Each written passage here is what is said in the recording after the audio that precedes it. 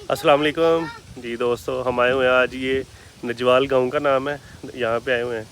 ये जामन लगे हुए थे तो सर नबील हमें कह रहे थे कि जामन उतारने चलते हैं। ये चांद भाई हैं मेरे साथ ही, अभी दोस्त आपको दिखाता हूँ। वो पीछे भिंडियाँ उतारने गए, उनके मामू का ये डेरा है। तो हम पहले भी आते हैं वैसे यहाँ पे, जब मौका मिलता है तो हम गाँव में ज़रूर आते हैं, इन जगहों पर ज़रूर आते हैं। ये देखें, ये आपको पहाड़ नज़र आ रहे होंगे। ये जम्मू कश्मीर के पहाड़ हैं।